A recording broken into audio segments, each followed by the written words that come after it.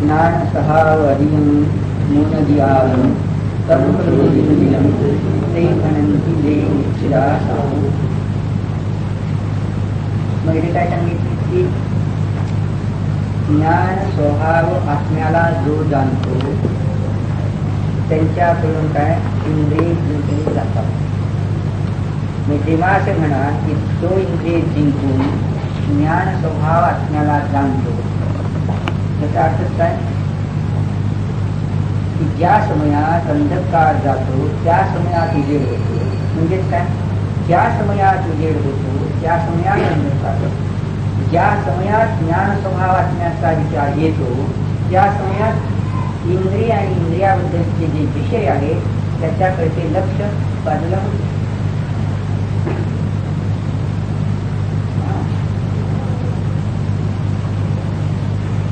जोपर्यंत तो स्वभावाला ग्रहण करीत नाही, परंतु समजा मुनी झाला, मुनी झाला, डोंगरावर जाऊन बसला, झाडी नाही, सूर्याकडे तोंड करून बसला, आता पण योग धारण करून बसला, पण आत्मस्वभावाचा जर विचार नाही तर काय म्हणता त्याला तुम्ही? मिथ्या दृष्टी. मग मिथ्या दृष्टीने ते जे उष्णतेचे चक्की आहे ते सहन केले की नाही? मग स्पर्शन इंद्रियावर विजय मिळवला असं होईल की नाही? बाहेरून तर काय दिसेल? स्पर्शेंद्रिय विजय मिळायचं. कोणी त्याला बडवत आहे, मारत आहे, टोचत आहे, तर त्या टोचण्याकडे टोचत असताना देखील तो गप्प बसला.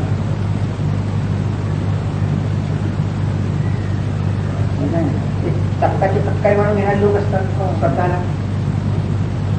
होत्रात काय तो थैथाय नाचतो आणि फडाफड फडाफड फडाफड मारून देतो अंगाला. तिथे दंडावर ते बसतात, रक्त येते, मग रडतो का होतो? मग त्याने परीक्षा जय केला की नाही.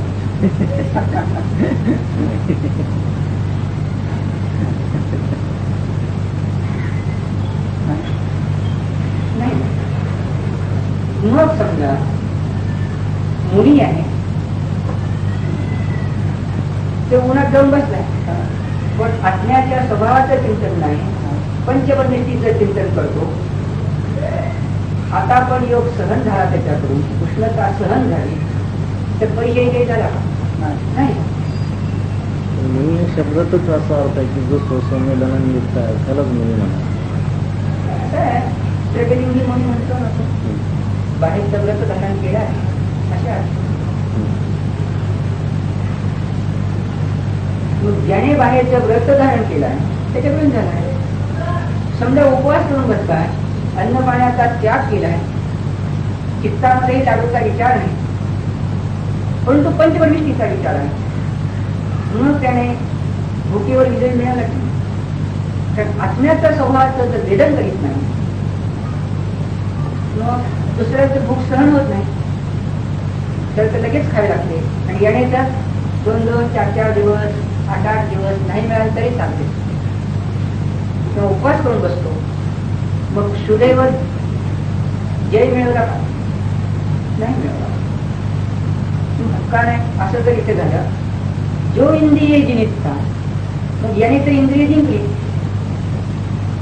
आहे ना. भूक लागत नाही, जेव नाही, 8-8 दिवस उपवास करतो, मग इंद्रिय जिंकल्यासारखी झाली का? म्हणत नाही जिंकलं. पण बहिरंगाकडून काय म्हणतात? अहो काय त्याला सहन होत, जेवणाचा विचारही त्याच्या चित्तात आला नाही, तरी इंद्रिय जिंकली म्हणत नाही. मग का नाही? तर ज्ञान स्वभाव जो आहे, ज्ञान स्वभावाने अधिक अचेतन द्रव्यात ज्ञान स्वभाव नाही आहे ना. आणि ज्ञान स्वभाव म्हणजे ज्ञान गुणवाला, ज्ञान पर्यायवाला नाही. ज्ञान गुणवाला असा जो आत्मा, त्याचा विचार चित्तात नसेल तर बहिरंगात असे शोधेली पीडित होत नाही, भूक लागली म्हणत नाही, उपवास करतो, मासोपवास करतो, परंतु तरी देखील काय आहे?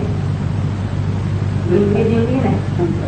म्हणजे त्याचं काय झालं की जो इंद्रिय जिनिक्त आहे त्याचा अर्थ काय, केव्हा जिनिक्त म्हटलं ते, ज्ञान स्वभाव असण्याचं चिंतन केलं तर जिंकलं.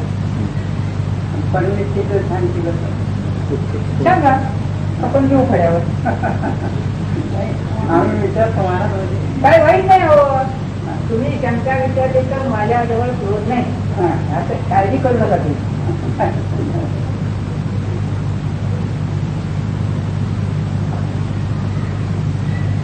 तुम्ही विचारलं तर 10 जणांना गप बसतात त्यांना कळते, 10 जण नुसतीच मुंडी हलवून जातात. ते म्हणतात महाराज खलीस आहे का, मारलं ठोकलं तर काय करा, पण त्याला कळत नाही महाराज मारत नाही.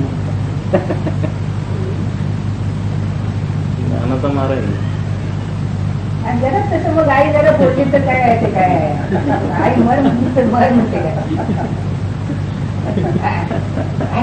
अमृतचंद्र आचार्य म्हणाले की नाही कौतु हरी मर पण आत्मानुभव कर. मी जर तसं म्हणलं तर मला केवढं मग खरंच तुम्ही मरवाच इच्छा आहे काय, असं इच्छा नाही. काय केलं काय आपण की इथे पंचपरमेष्ठीचं चिंतन केलं. मग हे पंचपरमेष्ठी कसे आहेत, आपल्याहून भिन्न म्हणून याला नाव करायचं फरक आहे की नाही. दुसरा एक मनुष्य घेऊ की फरक काय घेतलं त्याने, लाडू.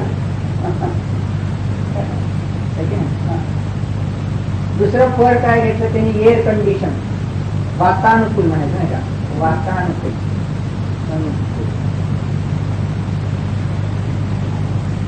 अशाचा विचार केला. मग ज्याच्या लाडूचा विचार आहे तो फळच आहे की नाही, खायचा विचार आहे त्याचे काही इंद्रिय जिंकली नाही, इंद्रिय जिंकली नाही. मग वातावरण अनुकूल पाहिजे म्हणतो, वातानुकूल, तोही पराचा विचार करतो. तरी यांनी इंद्रिय जिंकली नाही, इंद्रिय जिंकली नाही.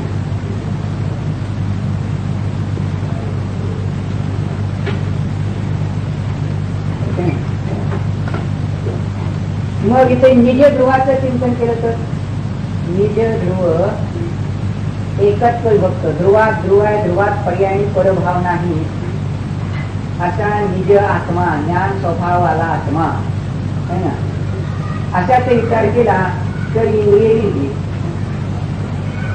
इंद्रिय जिंकली.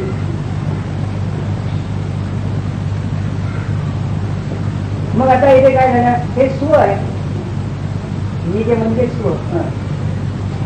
स्वचं व्यवस्थित ज्ञान करून जर स्वभावाचं चिंतन केलं तर परिचय जय.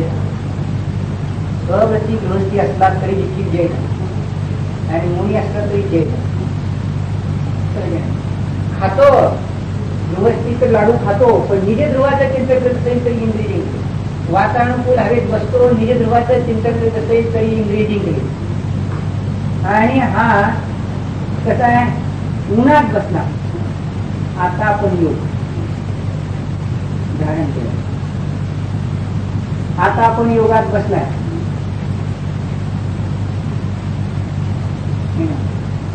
पंचपरमेष्ठीचाच विचार आहे. मग हे कसे आहेत, फळ आहेत. मग बाह्यता जरी इंद्रिय जिंकल्यासारखी दिसली, बाह्यता इंद्रिय जिंकल्यासारखी दिसली तरी काय झाले, तरी इंद्रिये जिंकली नाही असं झालं. कारण त्याचं लक्ष कुठे आहे, परमेष्ठी पराकडे आहे. त्याचं फळ मिळालं असेल, त्याला चांगले सण मिळाला असेल, स्वर्ग मिळाला असेल है ना, परंतु इंद्रिय जिंकली नाही. पंचपरमेष्ठी चिंतन करतो, स्वभावाचं चिंतन करीत नाही. शास्त्र वाचलेलं आहे, पुष्कळ माहिती आहे, उपादे डोळी जातो, पण निज स्वभावाचं चिंतन करीत नाही. पंचपरमेष्ठीचं चिंतन करतो तर इंद्रिय जिंकली नाही. पहिलं गुणस्थान आहे हे लाडू आणि वातावरण ही पहिल्या गुणस्थानावरती, पण अज्ञानी जीव पहिल्या गुणस्थानावर निज ध्रुवाचं चिंतन करून इंद्रिय जिंकली. मग अगती जीवाने वातानुकूल अवस्थेत जरी राहिला असेल तरी परिचय जयाचं सुरुवात झाली. आणि विशेषतः मुनितांची प्रगल्भ वाढला. अगती अवस्थेत जेवढी दृढता होती त्यापेक्षा मुनी अवस्थेत आत्मानुभूतीची दृढता वाढली. त्याच्यात इंद्रिय जिंकण्याचा आहे ना जास्त प्रकट झाला. मुनी भावलिंगी सांगतात जास्त प्रकट झाला. पण अगती गृहस्थाने जरी वातानुकूल अवस्थेत राहिला, खाण्यापिण्याच्या योग्य उष्णी वस्तू खाल्ल्या, ज्याने उपवास केला, उपवास करणारा आणि अनुभूती घेणारा जास्त होतात. पण उपवास केला नाही पण अनुभूती घेतो तर इंद्रिय जिंकण्याचा कार्यक्रम सुरू होतो. कारण काय निज आद स्वभाव आहे ना, मोनरी मानतो, अनुभवतो, कटीची करतो, प्रत्यक्ष जाणतो. मग तम खरु विजिंद्रियम ते घनंती जय निश्चिरा साहू. मग निश्चय नाही वाले काय म्हणतात, म्हणून त्या साधूला काय म्हणतात, जितेंद्रिय म्हणतात. आत्मानुभूती येणाऱ्या या साधूला जितेंद्रिय म्हणतात. मग आत्मानुभूती येणारा जो अगती जीव आहे तो ही जितेंद्रिय. व्रत कोणतं नाही, व्रत कोणतं नाही तरी देखील व्रत त्या मनाचे जायचे.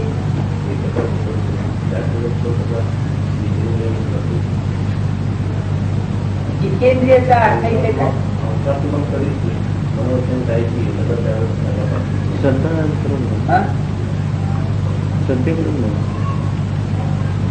असं आहे. ध्रुवाचं वेदन केलं, एक क्षणभर जरी केलं ना, एकाग्रतेचा अर्थ आहे एक म्हणजे एक. ध्रुवाला म्हणायचं एक, अग्रभाग आत्म्याचा एक. आत्म्याला जर एक म्हटलं तर अग्र म्हणजे ध्रुव, आणि अग्र म्हणजे जर ध्रुव घेतला, आत्मा घेतला आहे ना, तर एक म्हणजे ध्रुव असा घेतला. मग त्याचा विचाराने एकत्र तो भलेही सेकंदातला करोडवा भाग प्रकृती करतो तरी देखील त्याला अनुभव म्हणायचा. त्यावेळेस तुम्हीची एक पण झाली उपयोग लावला, उपयोग लावला म्हणून म्हटलं त्याला एकाग्र. आणि दुसरा जास्त वेळ तिथे जरी लक्ष देतोय पंचपरमेश्वरी, बाहेरचे आवाज ध्वनी ऐकू येत नाही पण तरी देखील याला एकाग्र म्हणत नाही.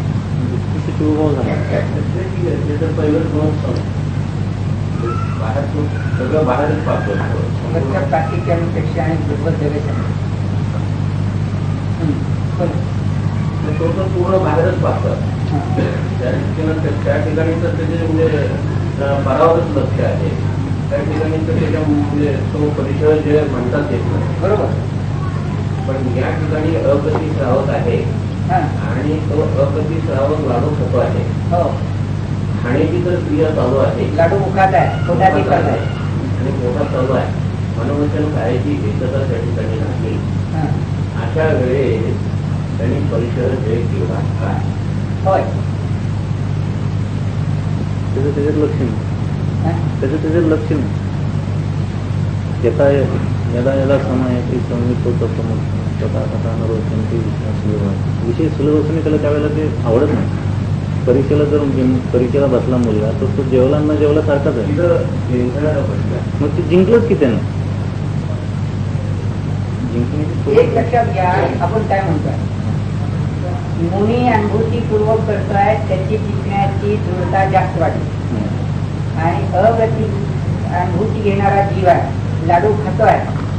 मुनी तर उपवास केला, लाडू खाल्ला नाही, उपवास केला, त्यांची जिंकण्याची जास्त दृढता. आणि या अगतीने लाडू खातोय, अनुभूती करतोय, तर जिंकण्याचीच क्रिया केली, फक्त जिंकण्याची दृढता अल्प. दोन्हीचा फरक लक्षात आला का? अवृत्ती सम्यक वृत्ती आत्मानुभव करतोय, लाडू खातो आहे, तर जिंकण्याची जी क्रिया झाली ही क्रिया दोघांची झाली, मुनीची झाली. मुनीतली दृढता जास्त आहे ना, दृढता जास्त आहे. आणि अवती गवतीतली दृढता अल्प आहे. दृढता अल्प आहे, पण जिंकण्याची क्रिया झाली. मग शंका काय येते लोकांना की लाडू तर खाता आणि जिंकलं म्हणता रसनेंद्रिय, हे त्याला विरोधाभास नाही काय, अशी शंका आता पुढे अजून वाटली पाहिजे. लाडू तर खायचा आणि मी इंद्रिय जिंकलं म्हणायचं, काय कसं काय म्हणायचं, अशी कसं वाटतंय ठीक आहे ना. इकडे तर छान पैकी बसायचं गादीवर आणि म्हणायचं आत्मा मऊ मऊ गादीवर बसायचं आणि म्हणायचं की आपण आता ते महाराज दगडावर बसलेत आहे ना, खडीत बसलेत, त्यांचं ठीक आहे बाबा, पण इथं तुम्ही तर गादीवर बसताय आणि छानपैकी स्पर्शनेंद्रिय जिंकल्या म्हणतात. हे कसे आहे की नाही. मग एकाग्र म्हणावं तर सगळं लाडू खाण्याची क्रियाच करायला लागलाय, गिळायच लागलाय, खातोय म्हणजे लाडू खायचं बंद पडलेलं नाही. आणि मग तुम्ही तसं कसं काय करता, ते तत्वज्ञान तरी आणले काय ना. त्यात आहे श्लोक, खात असा पीत असा इंद्र तसा, किंवा समाधी शतक मध्ये श्लोक आहे, खात असताना न खाल्ल्यात जमाय खादन्नतीन खादते गच्छन्नतीन गच्छते स्थिरीकृतात्म तत्वस्तु पश्यन्नतीन पश्यते. हा श्लोक मला पाठ नाही, भावात पाठ आहे, मी म्हटला श्लोक बरं. समाधी शतक स्थिरीकृतात्म तत्वस्तु पश्यन्नतीन पश्यते. स्थिरीकृत आत्मतत्व ध्रुवाला म्हणे आहे ना. स्थिरीकृत केलं म्हणजे काय केलं, ध्रुवाला म्हणतात स्थिर. चेतन पर्याय ही समयवरती बदलणारी आहे. चेतन पर्याय ही समयाला बदलणारी आहे, म्हणून तिला स्थिर करायची नाही. मग कसं आहे, विषय स्थिर आहे म्हणून ही ज्ञान पर्याय समयवरती जरी आहे तरी तिला म्हणायचं स्थिर. आणि हे यांचे विषय पर आहेत म्हणून विषय हे ना अस्थिर आहेत, म्हणून त्यांचं ध्यान जास्त वेळ जरी होत असेल तरी अस्थिर ध्यान. विषय अस्थिर आहे, विषय इकडून लक्ष आहे, लक्षात का की लक्ष सोडवा आहे ना. हा जो ध्रुव आहे तो आमच्याशी सदा सर्व काळ राहतो म्हणून स्थिर आहे, विषय स्थिर आहे. आणि हे पराचे विषय कसे आहेत, सगळे अस्थिर आहेत, कारण ते आमच्या बरोबर सतत राहत नाही. पंचपरमिष्टी आमच्या बरोबर सतत राहत नाही म्हणून कसे आहे, अस्थिर आहे.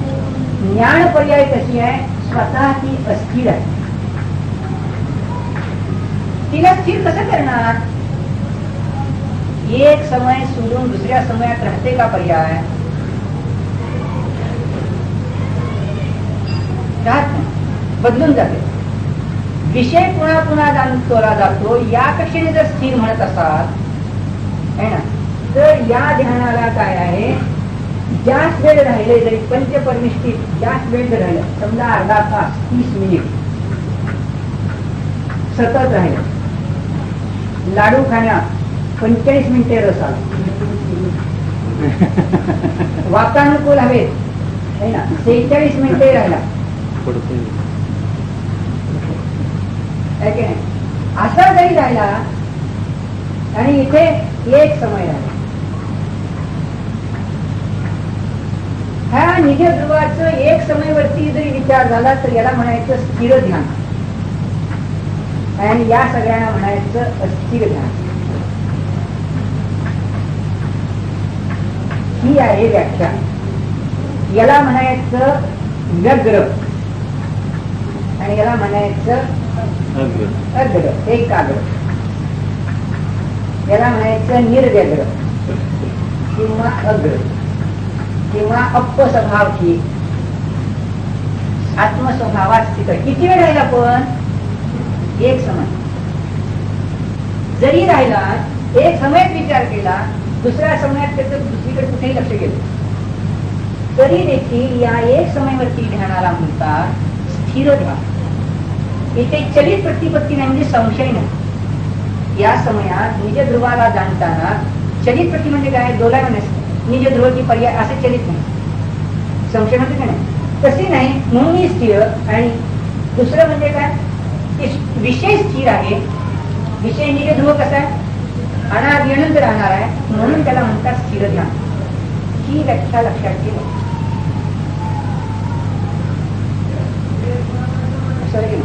ह्या व्याख्या जिनागमात दिली की तुम्ही अशा व्याख्या करता पाठ की 30 मिनिटं लक्षात राहिलं म्हणजे आपलं स्थिर झालं, 1 सेकंद राहिलं म्हणजे लक्षात स्थिर झालं, 5 सेकंद राहिलं म्हणजे स्थिर झालं. तर ते म्हणतात त्याच्यातला विषय जर परकीय आहे ना, 48 मिनिट तर एका विषयावर राहत नाही. 48 मिनिटाच्या आतच दुसरा विषय पकडतो. 48 मिनिट सतत नाही, 2 तास बसू दे, 4 तास बसू दे. समजा कोणी तो काय प्राणायाम करून बसलाय म्हणाला निश्चित है ना, तरी सुद्धा त्याचं चित्र अंतर्मुखात बदलते. अशी वस्तू व्यवस्था.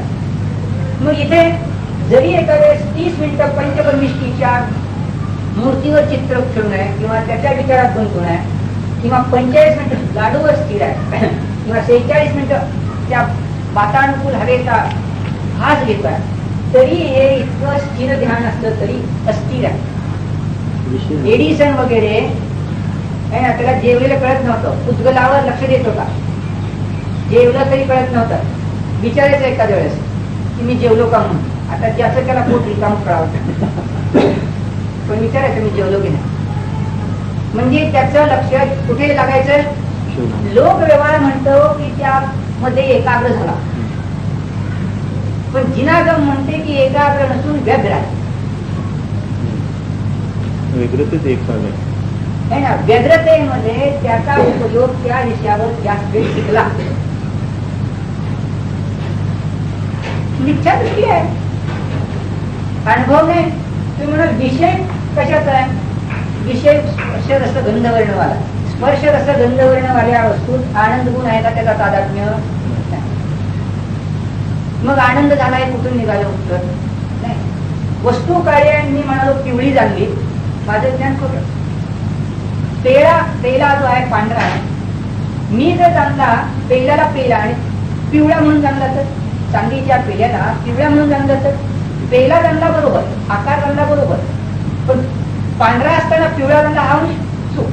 परमाणूला परमाणू म्हणून जाणला हे बरोबर, पण परमाणूला आनंदवाला जाणला, हा आनंदवाला जाणणे एवढं चूक. या पुढे आनंद आहे सांगा. या पंचपरमिष्टीत आपला शाश्वत आनंद गुण नाही, शाश्वत आनंद म्हणून याने मानला तर हा अंश चूक आहे. तर वस्तूत आपला शाश्वत आनंद नाही, अस्थिर आहे. आणि इथे निज ध्रुवात शाश्वत आनंद आहे.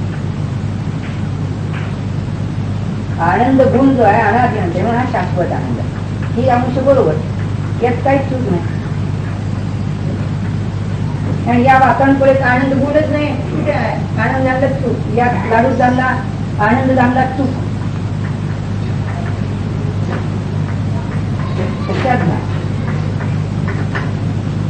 शाश्वत आनंद झाला चूक. वस्तूतच नाही तरी काही म्हणजे अस्थिर वस्तू आहे, त्यांना म्हणायचं अस्थिर. याच्याकडे जास्त लक्ष दिलं तरी तो काय आहे, काय आहे. आणि ध्रुवाचं एक समयवरती प्रतिती केली, संशय नाही त्यात. संशय असेल, निज ध्रुवाचा विषय असेल, निज ध्रुव आहे की पर्याय संशय असेल तर त्याला व्यग्रत म्हटलं.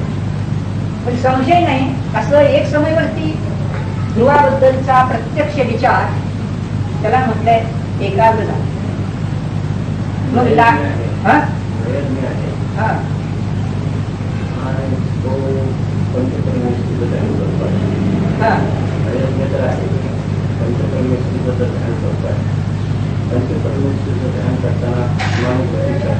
करताना त्यावेळेस हे पंचपरमेष्ठी आहे ते परंपरेनं तरी आपल्याला आता एक पुस्तक आहे तुमच्या पाट्या आणलेल्या नाहीत तुम्ही, तुम्ही सगळ्यांनी एक रोज धडा ठरवा की रोज वह्या आणि पेन्सिली आणायच्या त्याशिवाय तुमचे प्रश्न हे पुसले गेले की तुमच्या नजरेतून पुसलं जातं. आता मी दुसरा डायग्राम काढणार आहे की नाही.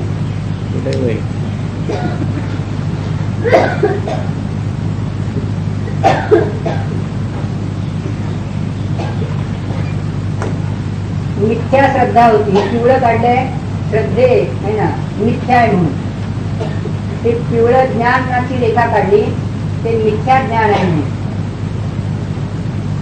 याच्यानंतर त्याने ध्रुवाचं वेदन केलं, निज ध्रुवाचं. श्रद्धा बदलली, हे पांढरं काढलंय सम्यक्त म्हणून है ना. हे निर्विकल्पसाठी ज्ञानाची रेखा सरळ ओढली.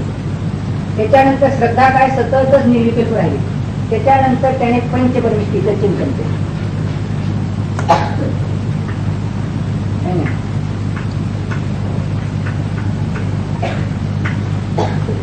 पंचपरमिष्टीचं चिंतन केलं.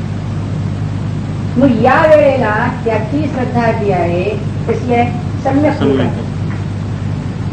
म्हणून या पंचपरमिष्टीच्या ध्यानाला उपचाराने ध्यान म्हणतात. या शिवभावाना उपचाराने ध्यान म्हणतात, वास्तविक ध्यान म्हणत नाही. एवढा अंश जो आहे हा विकल्पाचा आरोप केला, त्याच्यावर आरोप केला है ना. वास्तविक सराग भाग आहे त्याच्यावर आरोप केला. कारण श्रद्धा जी आहे ती शुद्ध आहे. तेव्हा बदलली, अगोदर अनुभव केला तेव्हा श्रद्धा बदलली. मिथ्यात्व अवस्थेत येथे पंचपरमिष्टीचं ध्यान केले, इथे पंचपरमिष्टीचं ध्यान केले.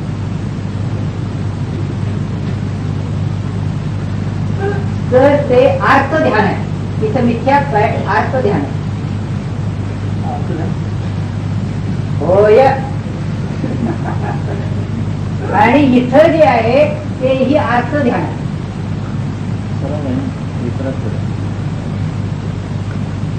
आणि हे जे सम्यक्त्व आहे या अपेक्षेने आणि याच्याबरोबर ज्ञानातली ती लब्धरूप अनुभूती आहे, ती अनुभूती घेतली उपयोग रूपाने, ती लब्धरूप ज्ञानानुभूती आहे. आणि सम्यक्त्व या दृष्टीने सांगितलं की हे गीत राग रूप धर्म ध्यान याही वेळेला.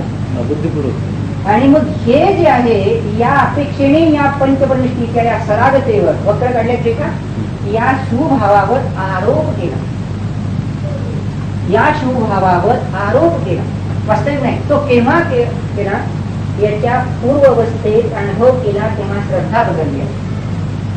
मग अशा रीतीने केले असताना या पूर्व अवस्थेत सम्यक्त्व होण्यापूर्वीच्या पूर्व अवस्थेत जे पंचपरमिष्टीचं ध्यान केलं, तो पुढील क्षणात सम्यक्त्व प्राप्त करेल या अपेक्षेने पूर्व अवस्थेलाही म्हटलं.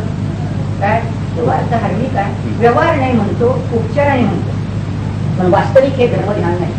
का मिथ्यात्व आहे का नाही श्रद्धा, मिथ्या श्रद्धा आहे तर याचं ध्यान कसं म्हणणार तुम्ही. मिथ्यात्वी जीव, प्रथम गुणस्थानवरती जीव धर्मध्यानाचा स्वामी नाही. धर्मध्यान 4थ्या गुणस्थानात, 5व्या गुणस्थानात, 6व्या 7व्यात आहे की नाही. मग म्हणजे काय, अगती सम्यक दृष्टी धर्मध्यानाचा स्वामी आहे, देशगती सम्यक्ती धर्मध्यानाचा स्वामी आहे. आणि सम्यक सहित सकल संयमी जो आहे 6व्या 7व्या गुणस्थानावरती तो धर्मध्यानाचा स्वामी आहे. मिथ्या दृष्टीत धर्मध्यान कुठे आहे. मग पंचपरमिष्टीचं ध्यान करू द्या, व्रताचं ध्यान करू द्या, त्यागाचं ध्यान करू द्या, ध्यानाचं ध्यान करू द्या, ते सगळे त्याचं मिथ्यात्व पूर्वक आहे. मग हे सम्यक्त्व चरणायोग कोणताही काढा, आचरण ग्रंथ काढा आणि त्यात काही आहे सम्यक्त्व पूर्वक केलेल्या आचरणाला महत्व आहे. आणि मग त्या सम्यक्त्वाचे लक्षण देते आम्हाला. तुम्ही लक्षण काय सांगता, बहुसंख्य जनता. तुम्ही म्हणजे बहुसंख्य जनता. आम्ही पंचपरमिष्टीचं सद्देव सद्गुरु सत्शास्त्राचं चिंतन केलं म्हणून आम्ही सम्यक्ती. मग आत्मानुभव केला का, तर उत्तर दिलं आत्मानुभव केला नाही, आम्हाला आत्म्याचे गुणधर्म माहिती नाही. फक्त मिथ्या दृष्टी. जो भोगातच अडकला आहे, आत्म्याचं चिंतन करीत नाही, गुणधर्म नाही, तो तर मिथ्या दृष्टी आहे. त्यात कुठे दोघा नाही, काय वांधा नाही, म्हणजे त्यात काही शंका नाही. पण जो जीव आत्मानुभव करीत नाही, पंचपरमिष्टीचं चिंतन, व्रत, पूजा, भक्ती करतो. मग अव्रती असेल, कोणी देशव्रती असेल, कोणी सकल संयम धारण केला असेल, पण आत्मानुभव करीत नाही तरी त्याला मिथ्या दृष्टीत म्हणतात. कारण धर्मध्यानाची व्याख्या दिली कुंदकुंदाने ती काय, अपस्वभावतीये, आत्मस्वरूपात राहणं, त्याला म्हटलं धर्मध्यान. मग आत्मस्वरूपात राहायलाच नाही तर काय झालं?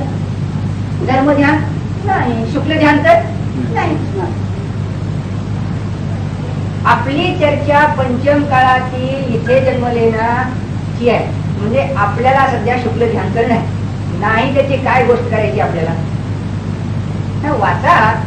मग शुक्ल ध्यानाची ध्रुवाचाच मूळ विषय आहे, धर्मध्यानाची ध्रुवाच आहे. पळणारामध्येही गती आहे आणि पाऊल टाकणारामध्येही गती आहे. या अपेक्षेने समानता, गती ही समानता. तसं धर्मध्यानातला विषय ही ध्रुवच आणि शुक्ल ध्यानातला विषय ही ध्रुवच. या अपेक्षेनं दोन्ही ही प्रशस्त ध्यान. पण ध्रुव नसेल, पंचपरमिष्टीचं ध्यान केलं आहे ना, ते सम्यक्तीने केलंय, म्हणजे प्रथमता अनुभव केलाय, नंतर अशा सम्यक्तीने पंचपरमिष्टीचं चिंतन केलं, अपाय विषय, विपाक विषय है ना, हेतू विषय वगैरे ध्यान केलं, त्या विकल्पांना उपचाराने धर्मध्यान म्हटले.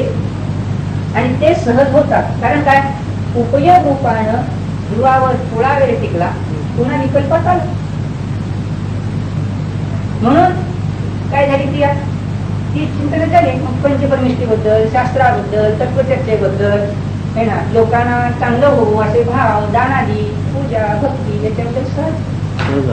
मग त्या क्रियेला, सराग क्रियेला उपचार आणि धर्मध्यान म्हटलं. वास्तविक धर्मध्यान नाही. हे जितकं आपण ठासू आहात तितकं काय, वीतरागतेकडे आपण सरकतो. म्हणजे जे अनुभव करतात ते जास्तीत जास्त जोर ध्रुवावर जोर देतात. आणि ज्याने अजून समजा जोर दिला नसेल ते काय करतात, की पंचपरमिष्टीचं चिंतन केलं की लगेच चटकन काय करते, त्या पंचपरमिष्टीच्या चिंतनाकडून ध्रुवाकडे येण्याचा प्रयत्न करते. कारण ही दृष्टी मिळाली, माहिती मिळाली. पंचपरमिष्टीचं चिंतन केलं, आपण दर्शन केलं, मग त्यांचा ध्रुव आपला ध्रुव सारखा आहे. मग मी असा निजानंद स्वभावे असा जर चटकन विचार केला, लगेचच अनुभूती त्याला संप्रदर्शन झालं. काय वाईट आहे मला सांगा. आणि पुढच्या क्षणात पुन्हा पंचपरमिष्टीचं ध्यान झालं, तर जास्त टिकला नाही. काय आवड आहे का, नाही. काय त्रास आहे का, नाही. काय अडचण आहे का, नाही. काय यात आपण दुसऱ्याची कुणाची निंदा करतो का, नाही. आपण विचार काय करू लागलो, आपली सुधारणा. तो कोणाला पटो न पटो त्याचा जे सत्य आहे ते आपण घ्यायचं, जे जिनवाणीचं सम्यक आहे ते घ्यायचं. त्यात काय दुसऱ्या समजा पटलं नाही तर त्याला आपण काय करणार. दुसरा समजा त्याचा काही विकृत करू लागला, त्याचाही आपल्या जीवनाशी संबंध नाही. आपल्याला जितकं शक्य असेल तितकं चांगलं वागायचं आहे आणि जितकंच आत्मस्वरूपाचं चिंतन करतोय तितकं करायचं आहे. आणि जो आत्मस्वरूपाचं चिंतन करतो, शुद्ध भाव करतो, त्याच्याकडून भाव काही की सहजच लोक व्यवहारात सदाचार येईलच केला. म्हणजे जरी त्याच्याकडून कशा प्रवृत्ती झाली, अगती आहे समजा, अप्रत्याखानादीच्या मध्ये काही त्याला तरंग आले, क्रोध आला, कधी मान आला, कधी माया आली, कधी लोभ आला, मग तर म्हणतो पहिल्यांदा तुम्हालाच काय नाव घ्यावं वाटलं, पहिला लगेच भरत चक्रवर्ती पकडावा. मी अशी भाषा जरा बोलतो कारण तुमच्या जरा चित्तात जरा भरत चक्रवर्ती म्हणजे ते मोठे आहेत, आपण छोटे आहे, मग त्यांना माफ आहे. मंत्र्यांनी काय जास्त येतं ठेवले तरी चालतंय, आपण बाबा एक नाटिक आहे, मग आपल्याला 1-2 एकरच झालं तर जास्त झालं, काय सेलिंग म्हणतात नाही का भानगड. मंत्र्याने सोन्याच्या चिपा आणून ठेवल्या तर चालत, पण आपल्या घरात 25 तोळे झालं तर जास्त झालं असं. मग त्यांना मंत्र्यांना माफ आहे, आम्हाला सामान्य नागरिकांना आम्हाला माफ नाही, त्यांचा नियोग आहे म्हणायचं. नियोग आहे. असली भाषा इथं चालत नाही. धर्मशास्त्र आहे की नाही. ते न्यायमूर्ती जाणलं कोण, त्यांनी काय सांगितलं, पेशंटच्या वेळेला रामशास्त्री प्रभूने है ना, त्यांनी काय सांगितलं, तुम्ही राजे असा पण मी न्यायाधीश आहे. न्यायाची गाडी आहे. इथं न्याय आपण शिकतो का नाही, न्याय शिकतो. न्याय दीपिका, परीक्षा सूत्र, प्रमेय कमल मार्तंड, अष्टसहस्री, न्याय येत नाही. जिनाने सांगितलेली न्याय, जस्टिस सम्यक घ्यायचं आणि यात कोणाला त्रास नाही. न्यायाधीश काय सांगणार, जिथं चूक आहे तिथं चूक, जिथं करायचे खरं. तू माझा की त्यांचा यायचं नाही. जिनाला भितरा म्हणतो की नाही, मग जिनांच्या जवळ भितरागता येत तर तो माझ्या पाठीत ना तुझ्या पाठीत असा भास राहील काय. मग जिथे इथे जिनगतीवर बसणारा जीवाजवळ ती वितरागता असली पाहिजे ना. निष्प्रभ वचन जास्त पाहिजे, बाहेर तुमचं काही असेल. इथं जे असेल ते या जिनांच्या वचनाशी आपण खेळतो. जिनांची भाषा, वीतराग भाषा आहे की बाबा तुम्ही इथं चुकला तर चूक, एवढा तुमच्याकडून चुकला, तो आपल्याला घाण काढायची, ती घाण काढलीच पाहिजे. ती घाण जर मी उपाधी मानली तर चूक ठरेल, आणखी घाण वाटेल. बरोबर, घाणीला सत्य मानलं तर घाण वाटेल. आणि बाहेरून बाहेरून समजा काय करतात, कांद्या समजा बाहेरून घासला आणि आज चिकट कसा ठेवला, पाणी जर त्यात टाकलं तर काय होते, चिकटच शक्य नाही. बाहेरून आम्ही चकचकीत करून ठेवला. तुमची काय ती ज्योती पावडर काय ना पावडर वगैरे सगळं त्याने करून धुवून काढलं आणि आतलं जे आहे ती तशीच घाण केली तर ती जी वस्तू टाकली ती घाण जाईल. पण बाहेरून जर समजा व्रत धारण केली असते, बाहेरून सद्देव सद्गुरु शास्त्र आचरण केलं, बाहेरून बरं आहे. मग बाहेरची स्वच्छता वाईट करा असं कोण म्हणेल काय. समजा आतलं भांड घासून ठेवलं आणि बाहेरचं भांड घाण ठेवलं, त्याला काही डाग पडला तर तो डागच म्हणाल की स्वच्छ म्हणाल, त्याला डागच म्हणू. मग महाव्रती जरी झाला तरी आपण काय म्हणतो की जर त्याच्यावर कशा आला तर संजलन कशारूपी डाग आहे म्हणतो, उपाधी मानत नाही. असं की नाही, संज्वलन कशा आहे, पाण्यावरच्या रेघेसारखं आहे. म्हणजे रेघ उडली की लगेच मिळते, मग त्याला सुद्धा आपण डाग म्हणतो. 10व्या गुणस्थानात अबुद्धीपूर्वक असणाऱ्या लोभाला सुद्धा आपण डाग म्हणतो, आहे की नाही. मग इथे समजा 6व्या गुणस्थानात आला, तेवढ्या विकार आहे तर डागच म्हणतो. मग शिवभावाला आपण डागच म्हणतो. मग शुद्ध भाव काय, मग शुद्ध भाव करण्याची प्रक्रिया काय आहे की पर्यायी ध्रुव जाणार आणि ध्रुव स्वरूप जे शाश्वत अनादि अनंत आहे, शाश्वत शुद्ध आहे, त्याचं चिंतन करा. ते पर्याय घाण काय होते, थोडी थोडी निघून जाते. ती थोडी गेली की तेवढी शुद्धी झाली. पर्याय जेवढी अंशाने अशुद्धी राहिली तेवढी घाण नाही. कसं आहे, पण अज्ञानी जीव काय करतोय की आज चित्तात ध्रुवाचं वेदन करायला तयार नाही. इथे अभिनिवेश पकडतो, मी ध्रुवाचं चिंतन करणार नाही आणि केवळ पंचपरमेष्ठीचं चिंतन करेन किंवा यथाशक्ती झाली तर व्रत धारण करेन आणि पंचपरमेष्ठी चिंतन करेन, शास्त्र वाचन, पण ध्रुवाचं चिंतन करणारच नाही. कारण आम्ही पंचम काळात आहोत किंवा आम्ही विवस्ती आहोत किंवा आम्ही अव्यक्ती आहोत, असे ज्या लोकांचे भाव आहेत ते चुकीचे आहेत. कधीच ते संकल्प देणार नाही. पण त्याला माहितीच नाही महाराज की काय ठेवून काय हे माहिती नाही. नुसतं मरायला लागलेलं आहे. पंचनौकार मंत्र तरी त्या मागून म्हणतो, पोटांना सांगतो. पण त्याच्यात पंचनौकार मंत्र म्हणजे काय सुद्ध आहे का हे थोडंच प्रसिद्ध आहे. सांगतो पुन्हा समजा शंका, जरा मी शंका तुमची वाढवून मांडतो म्हणजे समजेल. याला मला जरा मुद्दे मांडले गेले, जरा मायक्रोस्कोप फिल्म करून त्याला इलेक्ट्रोफाईन करतो म्हणजे ते बिंदू लक्षात येतील. सूक्ष्मदर्शक यंत्राखाली घातले की नाही रक्त म्हणजे तांबड्या पेशी पांढऱ्या पेशी दाखवता येतात, जरा सोपं जातं. त्याची शंका जरा मी विस्तार करतो. कारण हे मृत्यू समयाचे प्रसंग वेगवेगळे आहेत ना. जो अशा धचक्यातच आलाय की आता एका मिनिटातच मरायच्या, बाकीच्या ऐकायचं नाही. समजा त्याला काय माहिती नाही, नमोकार म्हणतो तिला शिवभाव झाले, त्यांनी समजा तसे शिवभाव केले, शिवभाव झाले, पण मिथ्यात्व सहित शिवभाव झाले. समजा त्या शिवभावाच्या गोष्टी स्वर्गात गेले, पण मिथ्यात्व सहित स्वर्गात गेले.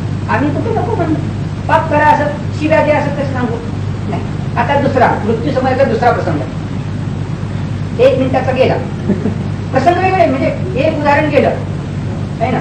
दुसरा प्रसंग आहे की जोला कळालंय की आज आता आजचे 12 तास आता 12 तासानंतर मरणार डॉक्टरनी सर्टिफिकेट दिलं. एक हुशार डॉक्टर आहे, त्यांनी सगळी नाडी बघून बरोबर सांगितलं काही जरी झालं तरी 12 तासाच्या पुढे दिलं जगला तर मी माझी प्रॅक्टिस सोडून देईन असं लिहून दिलं त्यांना.